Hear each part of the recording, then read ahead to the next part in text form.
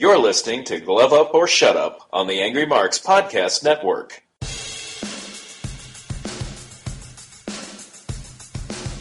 You're listening to Glove Up or Shut Up on AngryMarks.com with Peter H. and Stevie J. Find them on Twitter at HardcoreCDN and at AngryMarks.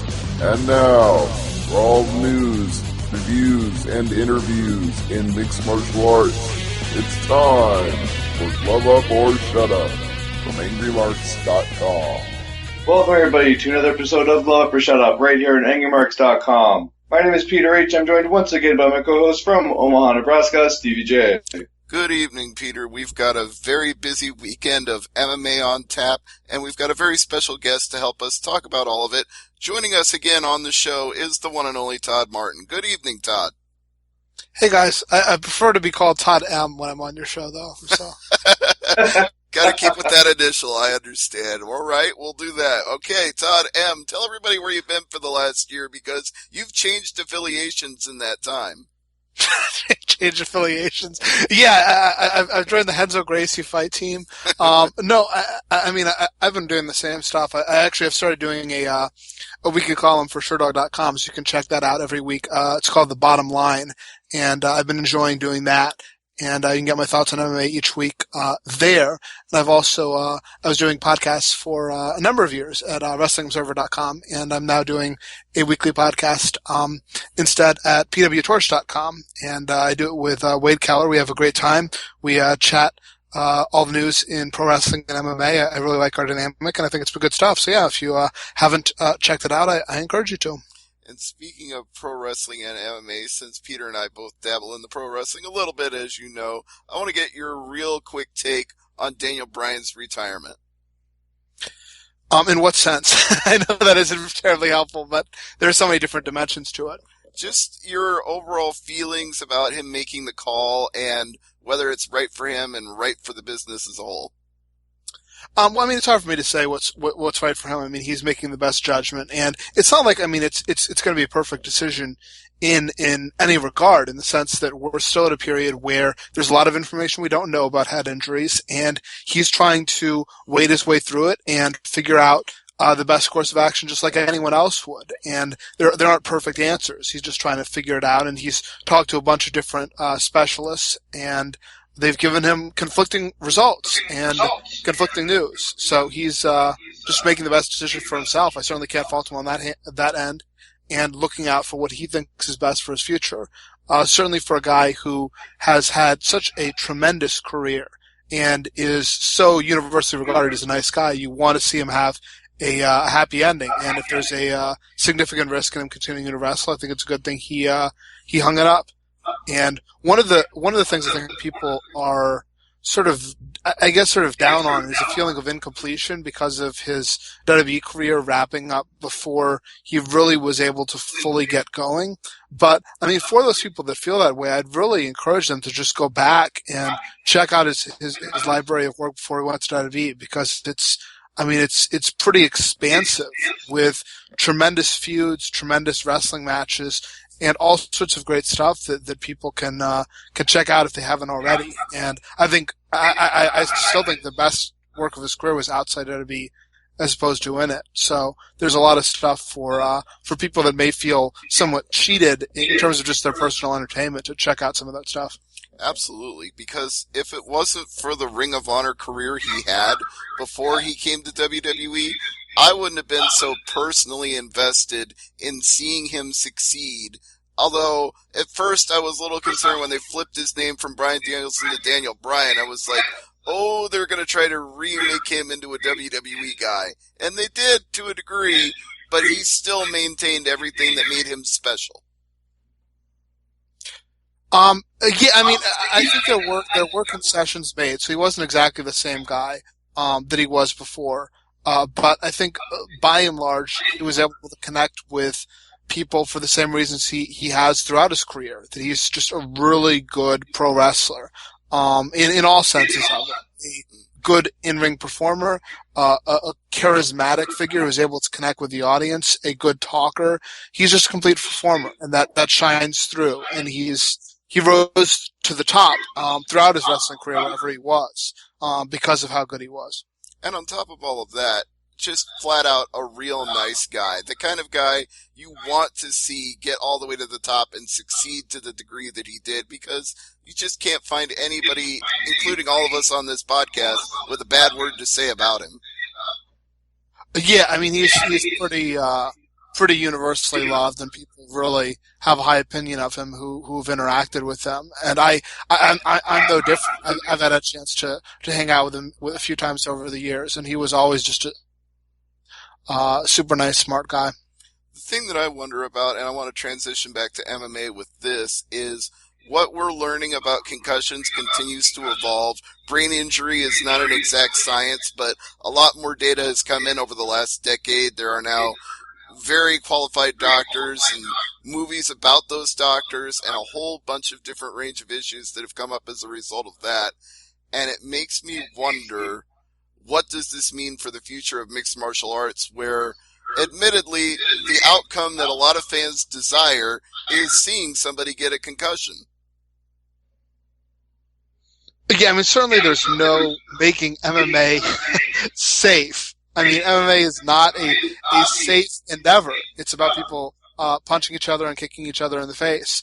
And there's an assumption of risk there amongst the competitors, and I think fans are aware of the risk there as well. I think that as we get more information, there's probably going to be more in the way of pulling aside certain guys when they take too much damage. But I'm not one that believes there's going to be a big sort of collapsing of the of MMA or the NFL or anything else. I think people can make decisions for themselves about whether they want to support that and whether they want to participate in that. And I think people understand that when you're involved in dangerous activities, there are risks involved, just like working in a coal mine or working in construction work, or a variety of occupations that have risks involved with them. I don't think that this issue presents an existential threat to MMA or pro football, and I know a lot of people do. A lot of media types have made that argument over and over again, and I think I don't think that's going to happen. Well, this is something that I addressed with Peter a week or two ago on this show, and I think the analysis in the end has to be the risk versus the reward. That we understand it's an inherently risky thing to do mixed martial arts for a living, and not just concussions. I mean, broken bones, life-ending injuries, these things are a real risk when you get into a cage and have a professional fight. But it's the reward that you weigh against that risk. Like, if you're making $250,000 and up for a fight, and you can provide for your family for the future, it's probably a good risk. But if you're making $250 a fight and your medical expenses are more than what you're fighting for, maybe not such a good risk in the end. And there's also just the issue of what you enjoy doing. I mean, Daniel Bryan is a perfect example of that. He just loved wrestling. And in fact, he was taking many more risks when he was making less money than when he was making more money. Because that wasn't really the way his priorities were set up. And MMA in particular has been a sport to this point that's been driven more by passion than by an interest in money, because there wasn't money in it for a long period of time.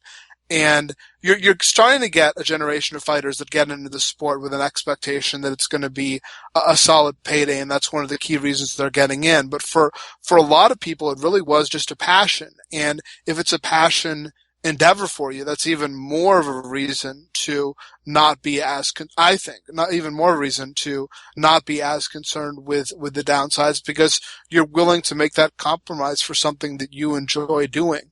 Now, obviously, every person's different, and some people are gonna weigh that equation differently. But as far as how they're weighing things out, I think that passion, money, future repercussions are all things that are sort of floating around in one's head.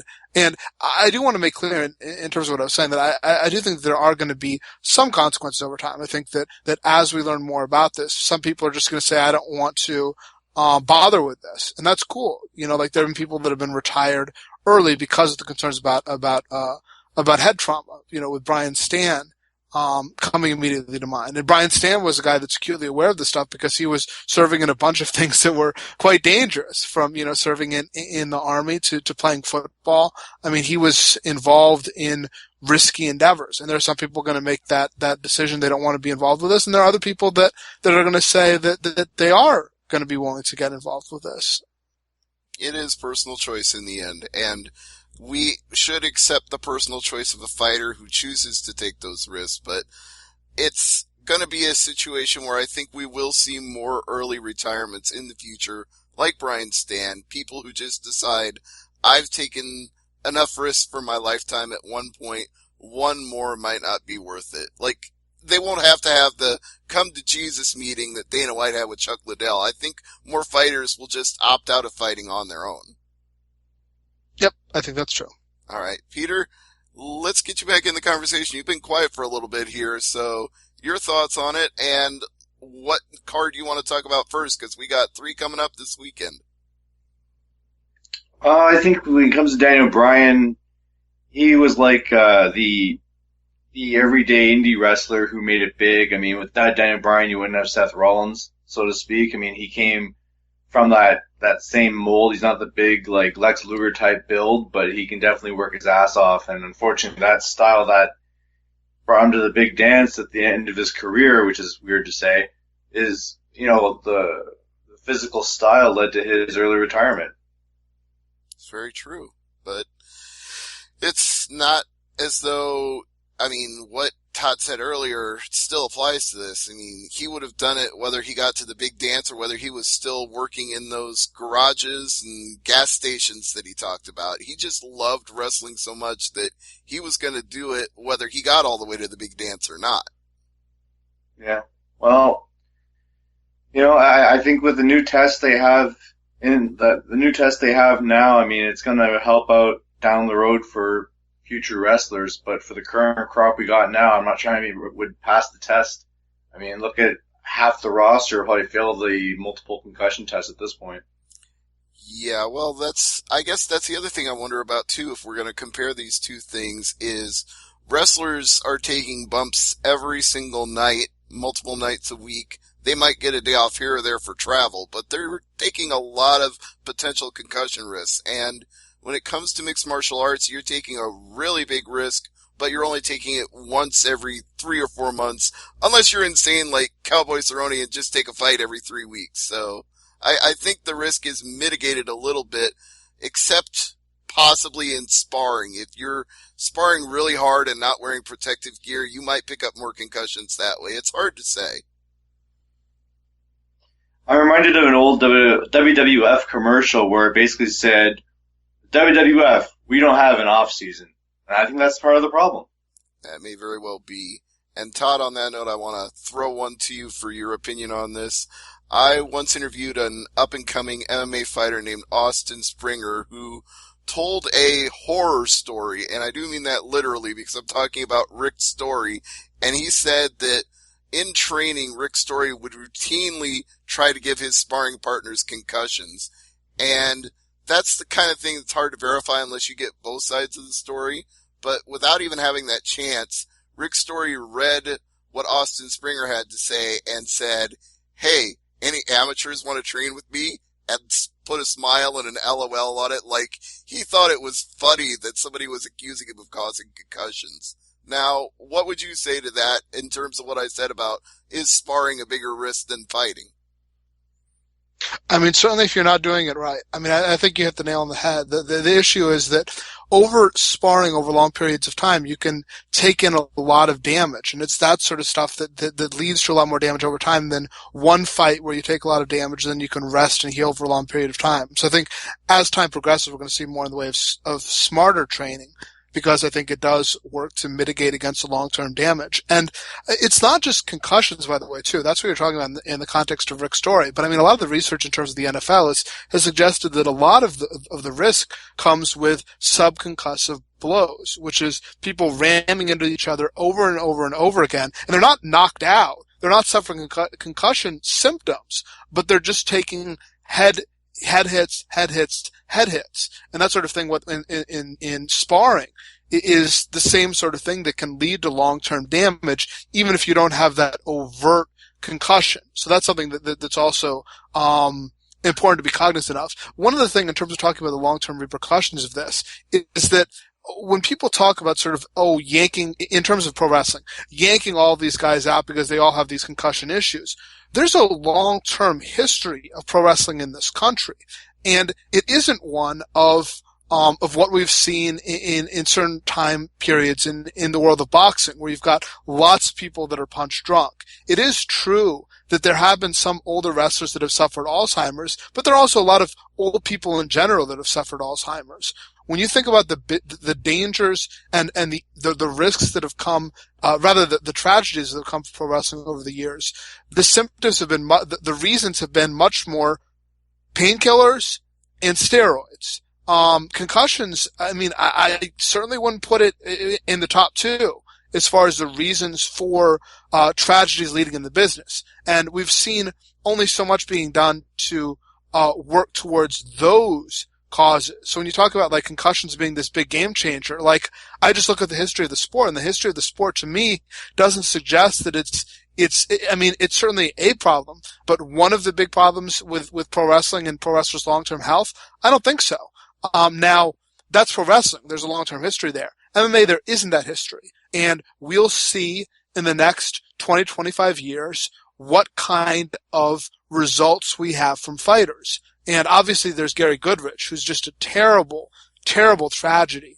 And if we see more people like Gary Goodrich, it might suggest, hey, MMA in general, or at least the way it's done, is something that is really bad for you. In terms of the long-term repercussions, is something that we should really be cautious about. But it also might be that you've got some here and there, but it's not a real critical mass where you say there's a real systemic problem when 15% of the people that are getting into this sport are coming out really, really bad off physically. We don't know what the answers are going to be because it's still a relatively young sport. But I think you look at the history of each individual endeavor, and I think that speaks to what we make of it in terms of its dangers. That's true. We don't have legions of punch-drunk MMA fighters like we do boxers, historically speaking. But the youth of the sport is going to be key to that, because we just don't have enough time, enough research to know what the long-term consequences are. So we're all going to have to keep an eye on it. But I will use this as an excuse to segue into Bellator 149, because when you do talk about the history of the sport, Ken Shamrock and Royce Gracie were right there at the beginning. So two-pronged question for you, Todd. Should this fight even be taking place, and should there be an age limit as to how old you can keep fighting and taking these kind of blows?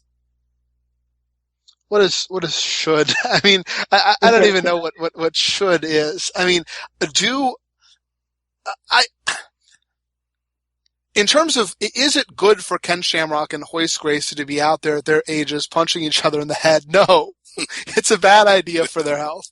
Are they aware of this? Yes, I'm sure they're aware that it's probably not the best idea, but they like the paycheck and they don't really like the other guy, and they think they can win, and so they're getting into it. Should there be some sort of, method to stop them? I mean, no. I think if they want to have this, then, Bellator wants to put it on, then I think they should be allowed to. Should there be some sort of age requirement? No, I don't think so. But I think you should look at each individual fighter and evaluate them for whether they are fit to be competing. And that, I think, I think with Royce, there aren't really any signs that he shouldn't be. But I mean, Ken Shamrock's been knocked out so many times that if an athletic commission looked at him and said, you specifically should not be fighting and we're not going to sanction you, I certainly wouldn't quibble with them. I think that would make logical sense given his history. Then in terms of, I guess another component of should, aside from sort of the health consequences, is whether it's a good idea for Bellator. And I know some people, and I actually wrote a piece about this for Sure Dog that came out today. So if you go there, you could check it out. And I wrote about the fights and sort of my arguments about why I think it's sort of a sad spectacle, really. But I mean, the argument is made that, hey, look, the biggest ratings that Bellator has been able to get has been for these sorts of freak show fights. Ken Shamrock versus Kimbo Slice, Stephan Bonner versus Tito Ortiz. Guys who are old and don't have a lot to offer as fighters anymore, fighting because they've got big names. And it's true. Those fights have done well in the ratings individually. But I always use the example of K1, which was a very successful organization in the early 90s, built around the best kickboxers in the world. And they had a lot of success building around those guys, and creating them into stars and making stars out of the best kickboxers. Then a guy by the name of Bob Sapp came along, and Bob Sapp wasn't the best fighter, but he was very charismatic. He had a very unique look, and he drew big ratings. And so they built around Bob Sapp, and he drew them higher ratings than they had before. And so they said, hey, we got to get more of this. And so you started seeing more freak shows. And they started bringing in other guys that were muscle men and tall guys, people who weren't particularly good fighters.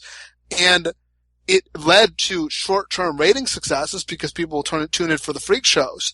But the success of their overall business, in terms of their tournaments, in terms of the foundation of their business, was undercut because they were teaching fans that who was the best didn't really matter, and it was really just about throwing out these people that are freak shows that are perceived as stars, and the sport of it isn't very important. In pro wrestling parlance, they were hot-shotting, and the end result of that hot-shotting was K1 died.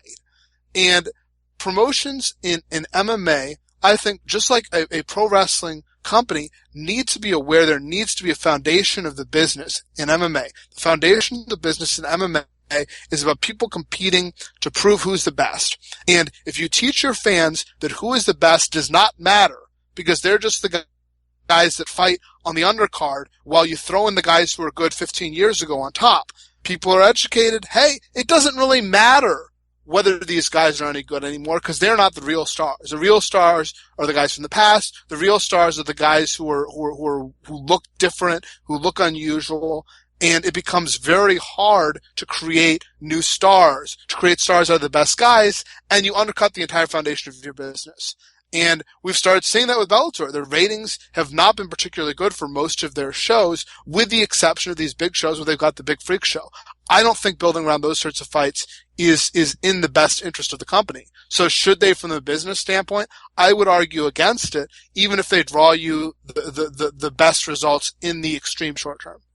Is there anything to be gained, though, from the fact that these guys are on the same card as the legend, even though you're, as you said, teaching fans that the old stars matter more than the new guys that are young and talented and have a lot of potential? But do you at least get the benefit of exposing a larger audience to guys like Emmanuel Newton and Daniel Pineda, some talented fighters out there? Well, that's certainly the theoretical argument. And sometimes it works. If you look at it historically, MMA promotions have had success putting on the larger than life personalities that may not be the best fighters, and then using them to draw in people for the guys who are the best right now. And that's not a formula that's a formula that can work sometimes. The key is using it at the right points and doing it the right way. And I certainly don't think that Friday's card is an example of that. And you bring it up in the example you bring up. There aren't any fighters to build around on this card. It's the two fights at the top, which are the freak show attractions of guys that aren't going anywhere. And then you've got three fights which are just guys. Emmanuel Newton versus Linton Vassell. Neither of those guys are going to be stars. They are B plus. I would say Emmanuel Newton's a B plus fighter. Linton Vassell may be a B minus fighter. And neither of them have shown star qualities, on top of not being elite fighters. Emmanuel Sanchez versus Daniel Pineda is just a fight. Melvin Gillard versus Derek Campos, we've established that Melvin Gillard is not an elite lightweight a very long time ago. There was a period where he was on the verge of being elite. I don't want to disparage the guy because I actually did enjoy some of his career, but I think it's pretty clear that he's not a championship level lightweight, at this point in time. And he never really was. He was always on the cusp of that, but he never got there. So you've got these, at the top, you've got these two fights that are designed to draw people in, but there is nothing for them to watch that's going to make them say, I need to tune into Bellator in the future. The guys on the rest of the card don't fit that subscription. You know, there's no Patricio Pitbull Friday. There's no Pat Curran. There's no, Michael I don't know if, yeah, Michael Chandler. I was going to say Joe Warren, but he's pretty old in his own right, but he's at least fresh. There's a feeling of newness with him. You know, Benson Henderson, the guys that actually can fight. They aren't on this card. Well, I think they would have loved to have had Benson Henderson on this card, but there was just no way to turn him around that fast from leaving UFC to signing with Bellator to being on this card. The best we can get is he might get an interview between fights. Yeah, I'm certainly not faulting them for not having Benson Henderson on the card. He was just an example of a larger trend, which is the guys that are the best guys in Bellator without the biggest names are not on the undercard of this card. It's just, you know, the guys that are the stars from the past and then some guys they threw together to put on the card. And they definitely did do that at Bellator 138, which is why I'm going to agree with your comparison here, because on that card, they did have Frary and Chandler and the guys that we're talking about. They had those future, you know, names you should know, top stars of the promotion, the best fighters we got underneath the freak show fight in the main event. Yeah, and that's the sort of the template. And then some promotions, UFC would try instead to put the card that was, maybe not freaks, they don't do as many freak shows, but they put that like second or third from the top, and then they'd put in the main event slot the title fight of the guys that are good right now. And even if it wasn't the real main event, in the sense that people were really tuning in for the other fight, it was presented as the main event to try to give it more gravitas, to try to make it feel more important. Right, like you put Rampage third on the card, and then you put Demetrius Johnson defending the title on the top. Yes, although any plan that involves trying to turn Demetrius Johnson into a star is probably not going to work. I suppose not, but I still love him as a fighter, and he's a nice guy too. He's kind of like the Daniel Bryan of mixed martial arts. Like, tell me there's a guy out there who has anything bad to say who's talked to him. Demetrius, I guess Daniel Bryan in the sense that he's a nice guy, but Demetrius Johnson is like Vince McMahon's image of Daniel Bryan going in. Like, yeah, the guy's really good, but he can't possibly draw any money. Vince McMahon was wrong about Daniel Bryan. The people who say Demetrius Johnson is never going to draw money are right. I think I won't try to argue that one at all. He's not a proven pay-per-view draw. It's best to just use him as You think? No, he's definitely not. The numbers aren't there. I mean, he's kind of proven as a pay-per-view draw. It's just not a good pay-per-view draw. You know what you're going to get on when you put Demetrius Johnson in the main event of your pay-per-view. It's proven. Yes, okay. I won't argue that point at all. So, Peter, I do need to get your thoughts on this as well, not let us totally dominate the conversation. Your thoughts on the main event of Bellator 149 on Friday. Somebody asked me, what's the combined age of these two fighters? And I said, I don't know, 100-something? And they said, good Lord, what state would commission this fight? I just said, Texas. Oh, okay. As far as this fight's concerned, it's, to borrow an adage from WCW, it's age in the cage. You know, I want to see Shamrock win this never thought I'd say this, to avenge the loss by Kimbo Slice.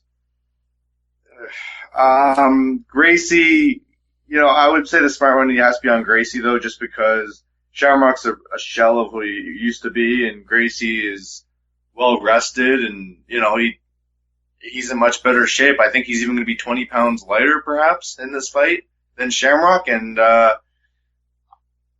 I just pray this fight doesn't go to the judges. See, now that we're getting into the actual technical merits of the fight, I'm going to switch it back to Todd for a second, because I disagree with Peter completely, and you're going to have to break the tie on this one. I think the fact that it's an open weight fight actually benefits Ken here, because this isn't like the UFC of old where Royce Gracie just submitted people who didn't know what they were doing on the ground with him. This is a guy who actually does know a little bit about the submission game, more than a little bit, and can come in as big and as heavy and as strong as he wants. And we saw Royce Gracie get really manhandled in some of those fights, even the fights that he won when he was facing much bigger guys. Yeah, I tend to agree with you on that one, Stevie. I think that the size does play into Ken Shamrock's favor because of I mean, for the reasons you mentioned. I will say that if the fight goes longer, then it could work against him. But I think in general, you probably have that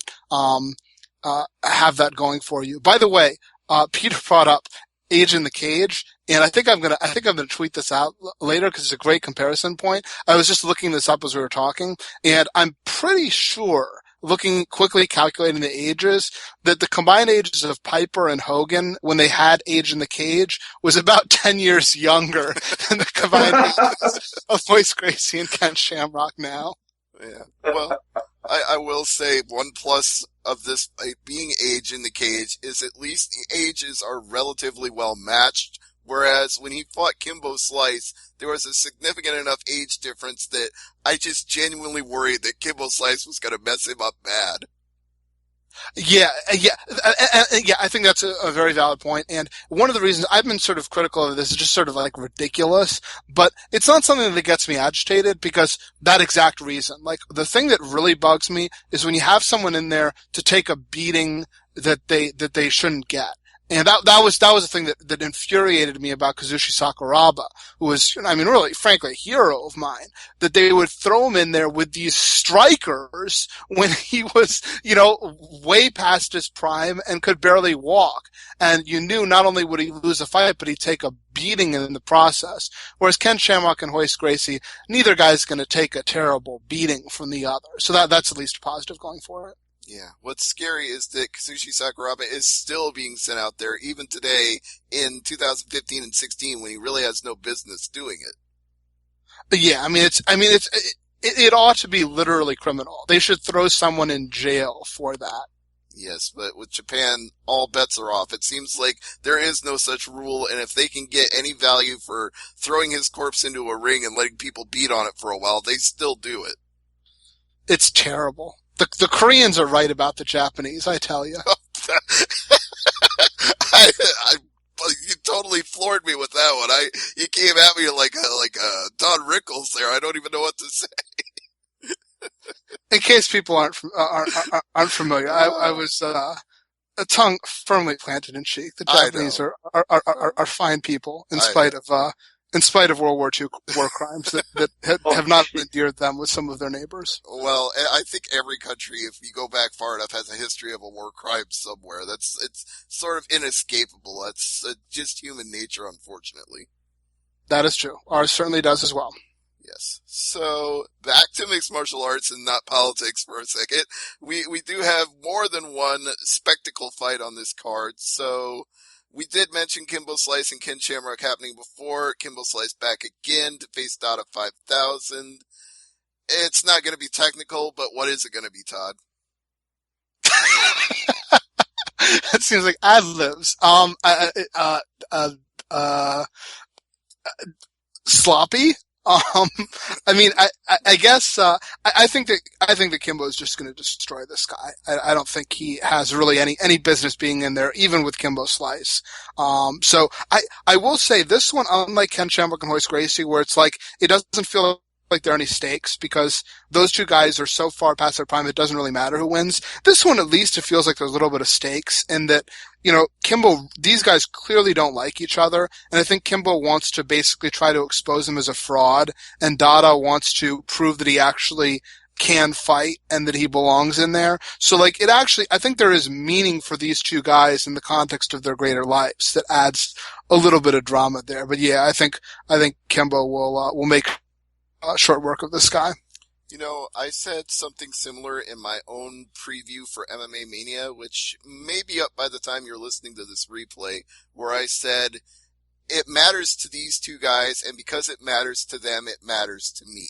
Which is to say, it's a personal grudge that goes back years to their history in South Miami, but it also, as you said, Todd, means that one of them will establish who really has the credentials to go forward as a fighter, and the other might just want to pack it up and do something else for a living.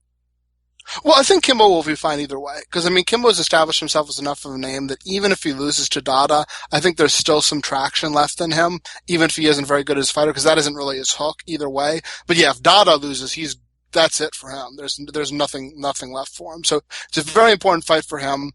Kimbo, I think he can get by even if he loses. All right, Peter, what are your thoughts on this fight? I know that Dada has a one-fight contract with Bellator, and if he beats Kimbo Slice here, the real question is, do you sign Dada 5,000 to a 4-fight deal in Bellator, and who do you put him up against, in Bellator? But I just think he's being brought in as a tomato can for Kimbo. Kimbo's probably going to knock him out in the first 90 seconds. But you got to look at both sides of the coin here. I mean, Kimbo obviously has more experience, more training time in the gym. Dada 5,000 is a glorified street fighter, just like Kimbo was before Kimbo, entered the world of UFC at the Ultimate Fighter. The one thing I will say is I would go slightly above the tomato can descriptor for him because as somebody who's interviewed him a couple of times, as somebody who's watched the documentary Dogfight that was about his life in the backyard fighting scene, this is not a dumb guy. You may think of him as a tomato can, but he knows what he's doing. He's not just walking in there as the man being fed to the lions for the spectacle of the gladiators. He knows what he's up against, and he's preparing for it. Well, then, I mean, he still might be the Christian being fed to the lion. He's just a cognizant Christian. Which at least gives him a fighting chance, I would say. I mean, I'm not saying I completely disagree. I am very aware that if I go in there with a lion, that I am horribly mismatched. It doesn't give me any better of a chance at winning. Well, at least you would know well enough to run and to hide and to defend yourself until an opening presents itself, if it ever does. And the lion would just chase me down and eat me. So I mean, I guess I'd last marginally longer than if I attacked the lion, completely ignorant of what was about to befall me. But I mean, the ending is the same either way. Well, I will give Dada a puncher's chance, but I'm not saying he's winning. Anything can happen. I don't know. I just think this is going to be bowling shoe ugly. If that's what you say, I won't disagree with you, but I do think the other fights, whether you say they're big draws for this card or not, Todd, I do think there is some value that can be gleaned from fights. I mean, Emmanuel Newton is a former light heavyweight champion. Call him B plus or B, whatever grade that you decided to give him. And Linton Vassell was a contender who once fought Emmanuel Newton for said same title. So I think there's something to be gained from a rematch between these two guys in establishing the pecking order in the light heavyweight division. I guess, but I mean, it's the pecking order in the sense of like who's like number 5 and number 6. Because I mean, and here's the thing: these guys are probably on the same level of a lot of other guys in that Bellator light heavyweight division. It's just they're the ones that are less marketable, so they're less likely to get high profile fights, even if they do particularly well. I mean, Bellator clearly is more invested in Quentin Jackson, and King Mo, and Tito Ortiz, and Liam McGeary, than these guys. So I mean, even if they're comparable with those guys in terms of quality, we've already seen with Bellator, that's not really all that important to Bellator. And it's not like either of them are head and shoulders over other guys anyway. I was very disappointed by Vassell's performance against King Mo in his last fight. And Emmanuel Newton is, he's a tough fighter to deal with, but he's just not very spectacular in terms of his fighting style. Well, except when he lands that spinning back fist like he did to That's King true. Mo. That's true. That was the exception to the rule. But I've watched many rounds of Emmanuel Newton fighting without a lot of fireworks. One thing that I think is always dangerous about Emmanuel Newton is if you don't put him away, if you don't finish him, he still is in the later rounds capable of finding a way to, even in fights where he's down 2 or 3 rounds, he could still come back at the end. Yeah, I mean, he's a game fighter. No, he's not a guy that tends to fade. No, definitely not. His cardio is intact, and he finds ways. I mean, as Linton Vassell said when I interviewed him, he would say that he'd give him the 4th round, and in the end, if I just finished out the 5th round, I would have won on points, but he had heart, and he stayed in the fight till the end, and he caught me. That was Linton Vassell's assessment, was that in a 3-round fight, he would have clearly won, but 5 rounds was his undoing. There you go. Don't have anything to add. All right, then. Well, we do have limited time left, and we've got 2 other cards, and I think I know what the choice is going to be from Peter. You'd probably prefer we talk about the UFC card. I agree, UFC should be the next topic, but we should touch on one more Bellator note, and that is the, I guess you could say, re-signing of Quentin Rampage Jackson. I think it's more like enforcing the contract they already had in place. How would you describe it, Todd? Yeah. Yeah, I don't know what the specific agreement was aside from the press release that they put out there, but yeah, I think it's probably more of that. Although who knows? Maybe they gave him a little incentive here and there, a little bit of sugar to sweeten things a little bit to make him happy, because Rampage has a tendency to not get very happy about one fight into each contract. So you think that possibly they offered him a title shot against Liam McGeary then? I'm not sure that was something that Quentin was lobbying for when he sat down at the negotiating table. So it's just basically money, more money. Yes, I think we talked earlier about how how most fighters, it tends to be more about sort of really loving the craft, and Quentin has made it very clear and it probably is honestly for Quentin as well, but he's made it very clear from the beginning of his career that money was a primary motivating force in terms of his fighting career. Yeah, well, he does have a family to take care of, and he does have tastes that run into expensive cars and nice things. So if he wants to do all those things together, he needs to make as much money as he can. Yep, absolutely. And nobody faults him for it. And hey, it led to some entertaining promos back in the day. Absolutely, and some very memorable fights, which hopefully he'll have a few more of in Bellator before it's all said and done. So, Peter, Cowboy versus Cowboy, what are your thoughts on this card? Talk about entertaining promos. Cowboy's one of the best. That's true, although it may be kind of one-sided. I don't know if Cowboy Oliveira is going to cut the same promos that Cowboy Cerrone will. It's a little unfair. Now, do we know what happened to Tim Means? He failed a drug test. That's what I know. Todd, do you know any different?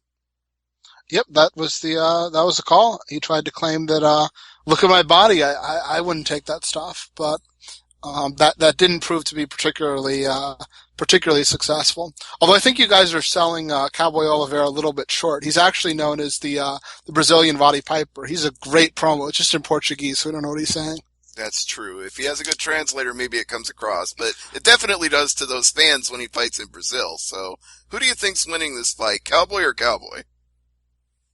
I'm going with Cowboy. Yeah. In all seriousness, no. I do favor Cerrone. I mean, Oliveira has shown flashes thus far, but I'm not entirely convinced. I'm not convinced he's an elite level fighter yet. I do have some questions about Cerrone in the sense that we've frequently seen over the years that once fighters lose a fight that's for a championship and sort of there isn't the indication they're likely to get a title shot again anytime soon, which is the case with Cerrone because he'd already, fallen short a few times before. We do sometimes see slippage because there's, the motivation just isn't as strong. So we'll see how motivated Cerrone comes out, how he adjusts to being in a different weight class. But I think he's a higher caliber fighter and do favor him to win the fight. All right, Peter, how about you? I gotta go with Cerrone on this one. I really have trouble picking fighters when they debut in a new weight class, but how can you pick against Cerrone in this fight? I just think his skill set is very successful at 155. If he can bring that to 170, I'm not saying he's going to fight like 6 times a year or 8 times a year or whatever, but I think when it comes to Cerrone, if he can establish himself at 170, it opens up the door for some very entertaining matchups down the road. But he's got to get past the other Cowboy first, and it's going to lead to a great fight. And if Cerrone wins this, I'd like to see him win it in like the later rounds. I don't think he benefits and really sends a statement to the rest of the 170 class if he whips through this fight in the first round. If he can show that he can dominate the other Cowboy, and basically show that his game plan is up to snuff at 170, then the other 170 fighters are going to be like, oh crap, look what we got now.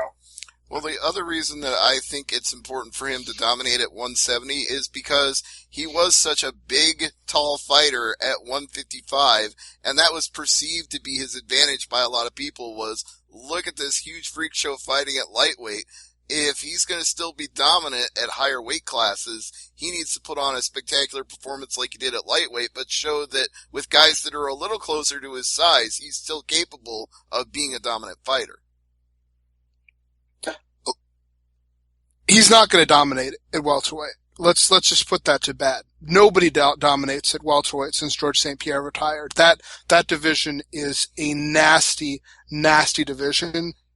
And even if he adjusts well and does well at welterweight, he's not dominating that division. There's just, I mean, that is a shark tank right now.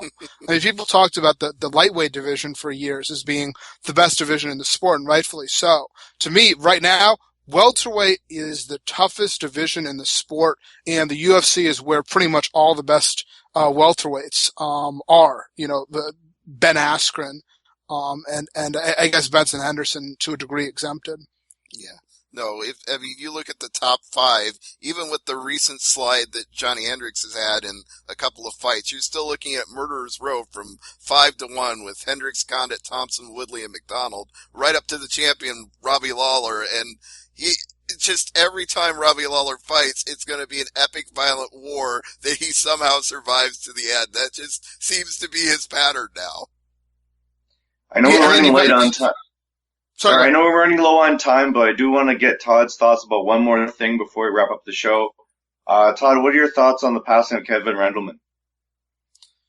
It was sad. He's so young. And I was listening to Phil Baroni talking about him on the MMA Hour, and it was just, I mean, it was heartbreaking to hear him talking about this guy who he was so close to, and who just, you know, he had a rough life. In the sense that he just had all of these health conditions in recent years. And his MMA career, I mean, to be real, it was a real disappointment. He was a guy that came in there with a lot of hype, and he had success. I mean, he was he was the heavyweight champion in the UFC, and he fought, you know, who's who of the sport at the time, but he, you know, in his biggest fight so often, he fell short and didn't fight particularly well. And his record didn't end up being particularly impressive. And yeah, I mean, it's sort of, I guess it would sort of be a little bit easier to deal with if you sort of had like this, you know, this great career and it was like, wow, we can remember the happy memories. But when I think back on his career, I just sort of think of more disappointment than anything else, which is sort of sad given he passed young and there was, you know, tremendous potential, for him, if he had been able to adapt to other aspects of the game better. But you know, that Hammer House camp, they didn't prepare that well, to be perfectly honest. And you didn't see the evolution in terms of submission defense or stand up. And you know, they were playing catch up as other training camps were taking a much more holistic approach to the game. So yeah, I guess those are some thoughts on it. I feel sort of bad because, you know, it feels sort of mean to sort of critique his career in a negative way after he passed, and everyone's sad about the passing. But I mean, that's just, you know, an honest assessment of his career, and that doesn't speak to him as a person or in terms of the influence he had on other people in his life, or you know, his motivations in life. And I do want to say on one thing, there's sort of the people have talked about how he didn't fully apply himself because in MMA he didn't cross-train well enough, and his MMA career was kind of a disappointment. But this guy was an exceptional wrestler, and that's a very, very tough sport to succeed in if you're not working super, super hard or super motivated. And he was, you know, NCAA champion twice, nearly won it a third time. It could have, you know, the fourth year he wasn't there. I mean, this an exemplary wrestler, and you know, they trained really, really hard for MMA too. It just wasn't the proper approach for the time, and that held them back. Yeah, I look at the fight he did with Boss Rutten there, a very controversial fight, and It was the older scoring system, the Pride style scoring system. It's a great fight for those who want to go back and watch it. And if you notice, one of the judges is a very familiar face in pro wrestling circles, Dave Meltzer. That's true.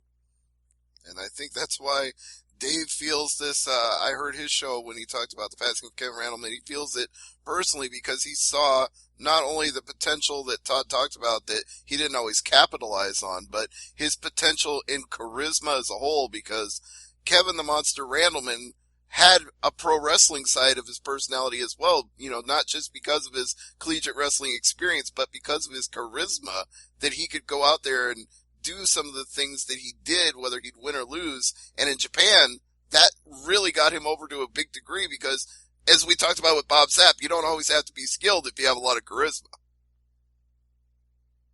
No. Yeah. And he was a star and featured prominently in Japan. By the way, Peter alluded to that, that famous fight that he had with Bas Rutten.